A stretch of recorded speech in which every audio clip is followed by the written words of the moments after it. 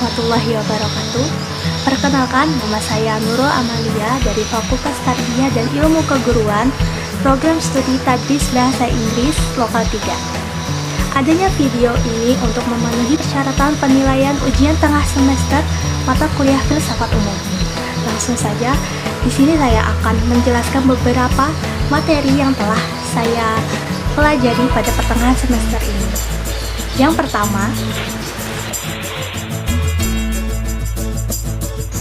pertama ada sebuah pernyataan, tidak semua orang yang berpikir itu berfilsafat, akan tetapi dapat dipastikan bahwa orang yang berfilsafat itu pasti berpikir. Maksudnya, berfilsafat itu adalah berpikir dengan ciri-ciri tertentu. Orang yang berpikir tapi belum tentu berfilsafat itu hanya berpikir biasa yang belum tentu bermakna atau mempunyai tujuan yang jelas. Mungkin hanya hayalan saja atau berpikir sehari-hari yang jawabannya tidak memerlukan pemikiran yang mendalam. Sedangkan berfilsafat memiliki ciri-ciri berpikir yang tertentu. Yang pertama, radikal. Yang kedua, berpikir secara universal. Yang ketiga, koheren. Yang keempat, berpikir secara konsisten. Yang kelima, berpikir secara sistematik. Yang keenam, berpikir secara komprehensif. Yang terakhir, berpikir secara bebas.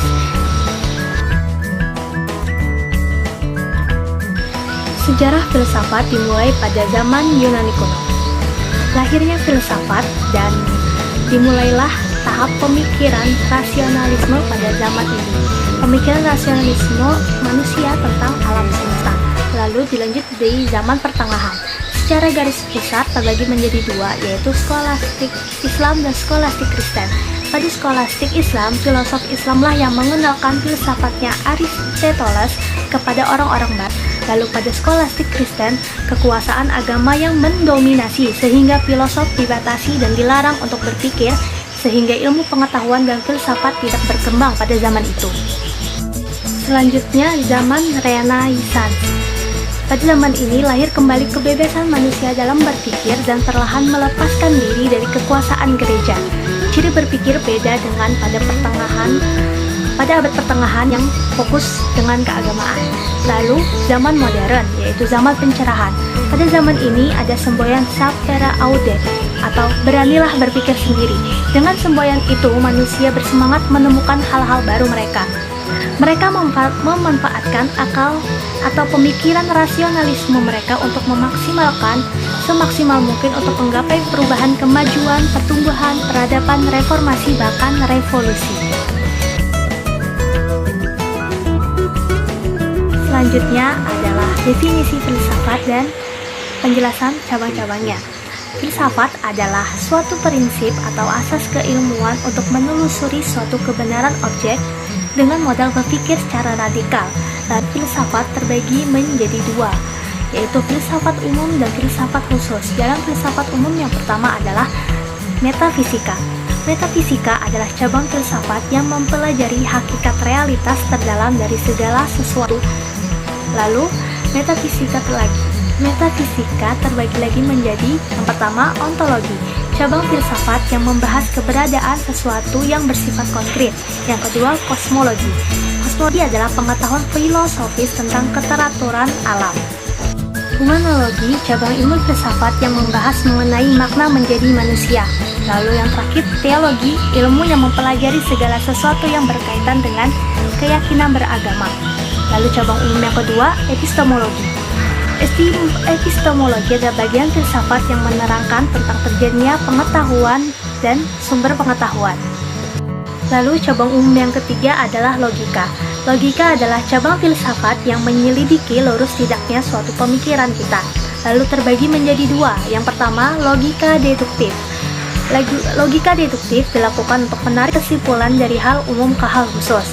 Lalu yang kedua, logika induktif, yaitu penarikan kesimpulan dari hal khusus ke umum. Lalu cabang yang keempat, yaitu aksiologi, cabang filsafat yang mempertanyakan bagaimana manusia menggunakan ilmunya. Cabang ini juga terbagi menjadi dua, yaitu pertama, etika, cabang filsafat yang membicarakan tingkah laku manusia dalam konteks baik dan buruk. Yang kedua, estetika, cabang filsafat yang membicarakan tentang keindahan. Selanjutnya adalah cabang khusus filsafat yang terdiri dari yang pertama, filsafat pendidikan. Filsafat pendidikan adalah ilmu filsafat yang mempelajari hakikat pelaksanaan dan pendidikan.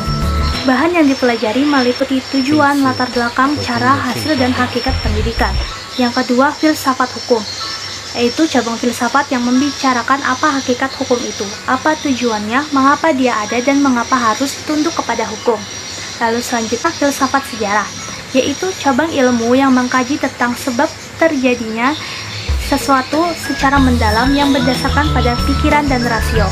Yang selanjutnya adalah filsafat seni, yaitu filsafat yang berkajian tentang mempertanyakan apa itu seni dan metode-metode ilmiahnya.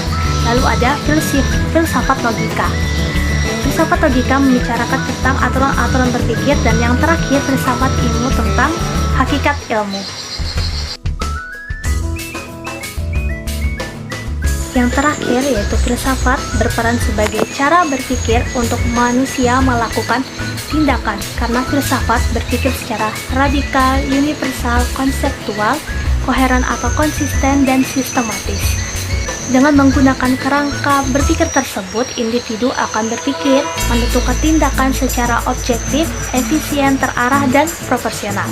Sehingga apapun yang terjadi setelah tindakannya, ia tidak akan menyesali dan mampu menghadapi segala konsekuensi yang akan terjadi. Baik, mungkin itu saja yang bisa saya sampaikan. Semoga ilmunya bermanfaat, kurang lebihnya saya mohon maaf. Thank you for watching. Wassalamualaikum warahmatullahi wabarakatuh.